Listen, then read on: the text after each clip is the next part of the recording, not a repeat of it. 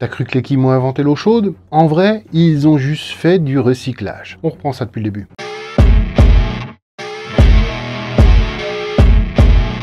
Aujourd'hui, on va parler de la Corée du Nord. Ah non, pas pour refaire une vidéo où un mec flippé te raconte qu'il a bouffé un bol de riz sous escorte de petits hommes gris à Pyongyang et qu'ils l'ont même suivi jusque dans les chiottes. Pas pour mater un énième vlog de j'ai survécu 7 jours dans le pays le plus fermé au monde en te montrant des hôtels vides, des rues vides, des magasins vides, des guides en gris qui font semblant de lire le journal. Et d'ailleurs, quand j'enregistre cette vidéo, la Corée du Nord a de nouveau fermé le pays au tourisme. S'il est vide, y a rien à voir, on va pas en chier une pendule. Et non, je vais pas interviewer un énième réfugié nord-coréen qui va redire « Oh là là, c'est dur là-bas, sinon c'est cool au sud, on a de la K-pop ». De toute façon, j'ai pas le budget pour y aller, puis j'ai pas envie d'y aller. Moi, je vais te parler de ce que personne n'aborde dans ces vidéos putaclic, à savoir comment la Corée du Nord, soi-disant communiste, a surtout recyclé la monarchie Yeonseon, version stéroïde XXL. Alors déjà, comme d'habitude sur Vox Chronica, on va remettre les vaches au milieu du pré. Ou plutôt, si vous préférez, le camp de travail au milieu des montagnes. La Corée, c'était un royaume monarchique pépère dans son coin, la dynastie Yeonseon, confucéenne, fermée, hiérarchisée. Une société confucéenne, c'est simple, le père au sommet, et une hiérarchie rigide, et une loyauté familiale absolue. Chacun connaît sa place, du noble lettré aux paysans soumis, et l'ordre social est sacré. C'était la Corée royale avant la colonisation japonaise, des clans familiaux qui contrôlaient, et la réputation valait plus que tout. L'évolution sociale très limitée, presque verrouillée. Tu naissais dans ta caste et tu y restais. Pas question de bousculer l'ordre établi. Aujourd'hui, le Japon garde quelques traces de ce mode de fonctionnement confucéen, mais c'est quand même une demi-molle comparée à la rigidité de la société royaliste coréenne. La Corée impériale, en 1897, c'est une petite tentative de s'occidentaliser, puis bim, la colonisation japonaise. Les Japonais rasent tout. Langue, culture, autonomie. Ils ont inventé la cancel culture bien avant l'heure. Sur le papier, la Corée était un territoire japonais au même titre que les îles principales du Japon. Mais dans les faits, les Japonais considéraient les Coréens comme des sous-hommes ou des imbéciles au choix qu'il fallait rééduquer à tout prix, et s'il le fallait, par la force. Amis de la poésie, bonjour. À la conférence de Yalta, on se partage le monde en zones d'influence. Le nord de la Corée tombe dans le casting, tout comme le nord du Vietnam, et je t'en parle dans cette vidéo. À la libération, les soviétiques débarquent au nord, les ricains au sud, on découpe le pays à l'arrache, 38e parallèle, un style de découpe en pizza, en accord avec Yalta. Et hop, en 1948, Corée du Sud, république sur le modèle américain, et la même année, Corée du Nord, république de façade. En vrai, Kim Il-sung est adoubé par Moscou. Mais Papa Kim, il n'est pas du tout joueur. Il veut tout ou rien. 1950-1953, la guerre de Corée, 3 ans de boucherie, des millions de morts, résultat, match nul, 2 États, frontières fermées, famille coupée, merci, bonjour chez vous. La paix n'est toujours pas signée de nos jours, mais bon, tu dois avoir au moins une 50aine de vidéos qui te disent ça dans les shorts, et une centaine dans les vidéos longues, donc on va pas revenir dessus encore une fois. Et au nord, on commence à construire le plus gros cosplay féodal 2.0. Alors, comment fonctionne ce joyeux bazar nord-coréen? Spoiler, c'est pas du tout un communisme classique. Déjà, t'oublies l'image du prolétaire qui décide tout à égalité dans des grandes assemblées. Il n'y a jamais eu un seul pays communiste qui a appliqué strictement les doctrines de Marx. S'il y en a qui n'ont pas compris, je peux rien faire pour eux, peut-être leur faire un cahier de coloriage pour qu'ils comprennent mieux, puis encore. Ici, très rapidement, Papa Kim va imposer un clan familial qui tient les rênes avec un système de contrôle social digne des pires monarchies d'antan. La méthodologie, un mix explosif de Juche, la doctrine d'autosuffisance made in Kim pour justifier l'isolement total, le Suryeong, le culte du chef suprême, alias Papa Ours, Kim Il-sung, les fils Kim II et Kim III sont les prophètes. Le Yeongwaej, responsabilité collective où toute la famille paie pour les fautes d'un seul. Le Sungbun, classification sociale par pédigré politique, avec 3 niveaux, loyal, neutre, hostile. Le Inminban, surveillance totale au niveau local, et tout ça dans un système pyramidal, avec au sommet le Suryeong, le guide suprême. Et c'est un dieu,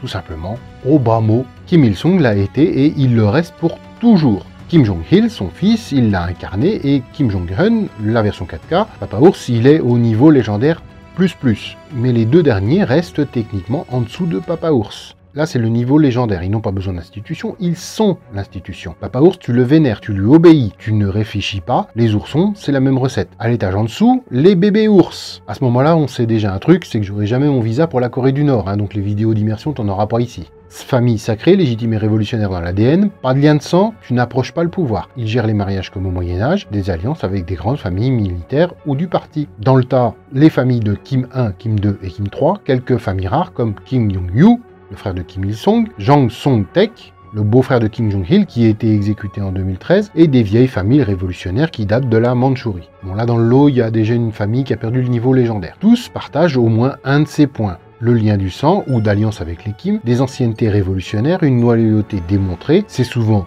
plusieurs de ces ingrédients, voire tous, mais jamais un seul. Et autant tu peux en sortir, que pour y rentrer, tu peux toujours rêver. Les Petits Ours, c'est pas un club VIP, c'est la dynastie Kim avec ses vassaux. Et si un vassal pète plus haut que son cul, il nourrit les racines de la statue de Kim Il-sung. Résultat, une machine à broyer les esprits. La liberté individuelle, connais pas. Voilà le visage du système nord-coréen, un communisme totalement what the fuck, un système unique, eh ben pas tant que ça. Communiste mon cul. Tu pensais voir une dictature communiste hors norme? Il a juste fait un reboot. Kim Il-sung, le père de la nation, génie militaire, inventeur du soleil, n'a rien inventé. Il a juste transformé un système communiste stalinien en une nouvelle royauté 2.0. Il a juste photocopié Yeonseon, la royauté coréenne, avec un filtre rouge et la moustache de Staline. T'as cru que Marx s'était réincarné en Kim Jong-un? Non. Ils ont viré le manuel Yeonseon, viré Confucius, collé Lénine en poster, Kim 1, 2, 3, leader père du peuple, et en vrai, ce sont des rois comme Su Yong-seon. Le gars au sommet est infaillible, éternel, sacré par le sang. Tu critiques, tu disparais. Par d'inclinaison devant la photo, tu crèves. C'est le Wang des Wang, roi divinisé. Et en bonus, là où Kim 1, 2, 3 choisissent leur successeur parmi leurs enfants, et pas forcément l'aîné, eh ben en fait, ils ont rien inventé, ils ont tout pompé sur Yongseon, où le système était exactement le même. Le roi choisissait un successeur parmi les princes, et si possible, celui qui lui obéit.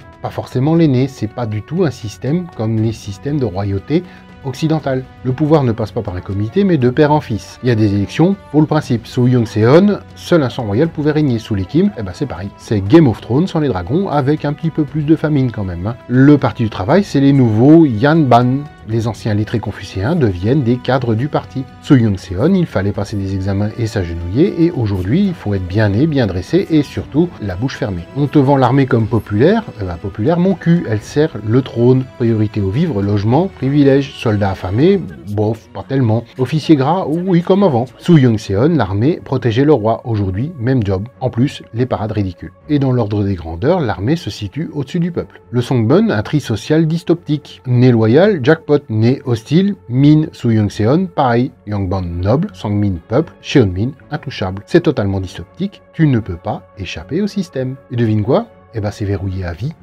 Comme aujourd'hui. Statue, poster, hommage, stalinisme. C'est un stalinisme transformé en royauté 2.0. C'est du rituel ancestral version 20e siècle. Avant, des temples familiaux, maintenant tu t'inclines devant la statue des Kim. La loi le dit, tu fais une connerie, toute la famille trinque, même le chien. Sous Yeonseon, pareil, la lignée entière souillée par un seul crime. T'es pas né et t'es déjà coupable. Tu bouges pas, tu fais pas semblant, tu restes à ta place jusqu'à la mort. Et après, on te le fait payer post-mortem. Le bilan, roi sacré, leader suprême sacré, même culte du chef. Successeur parmi les princes, pareil avec les enfants, monarchie version missile. Yangban, élite, cadre du parti, nouvelles aristocraties. Armée au service du roi, armée nourrie par le régime, pilier militaire central. Caste figée, Songbun verrouillé, recyclage à l'identique. Statut, culte des Kim, rituel ancestral 2.0. Responsabilité familiale, punie sur 3 générations, copier-coller punitif. Confucianisme d'État, juge mystico-féodal, Confucius remixé. On voulait un communisme, on a un cosplay de monarchie féodale. Kim Jong-un, c'est pas Staline, c'est Louis XIV avec la bombe à H.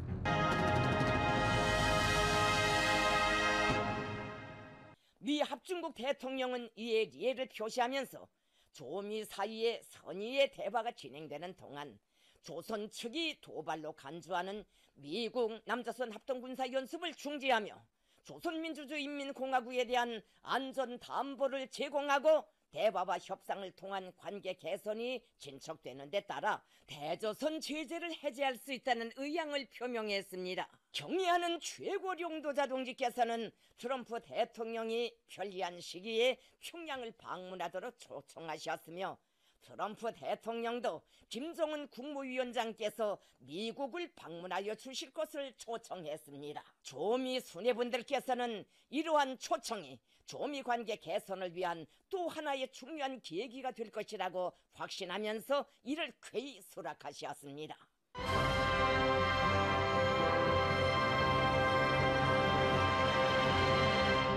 Tu croyais que la Corée du Nord c'était communiste? Eh ben non, pas du tout, c'est juste une royauté avec une base de communisme. Le parti unique, pas pour représenter, c'est pour verrouiller le pouvoir entre copains. L'économie planifiée pour garder le beurre, l'argent du beurre, la ferme collective. Le culte du chef, on t'apprend pas Marx, on t'apprend que Kim Il-sung, il est né sur une montagne sacrée, qu'il a chassé les nuages et que son petit-fils est un génie militaire de 9 ans. On appelle ça un conte, pas une révolution. Et le peuple, il joue son rôle, applaudir, pleurer, disparaître.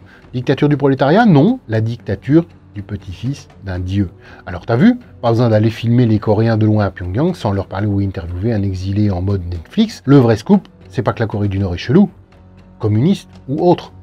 C'est juste qu'elle est médiévale. Et finalement, le plus important, qu'est-ce que vous en pensez?